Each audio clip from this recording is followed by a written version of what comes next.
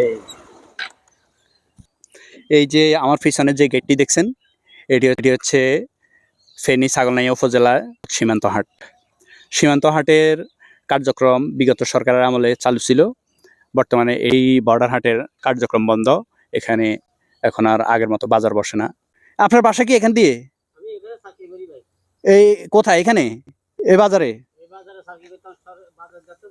হ্যাঁ, আপনার চাকরি এখন বন্ধ? আচ্ছা, আপনার বাসা কোথায়? ও, তবে আমি এই বাজারে 2018 সালে একবার আসছিলাম। এইখানে ভারত আর বাংলাদেশের মানুষের একটা মিলন মেলা ছিল।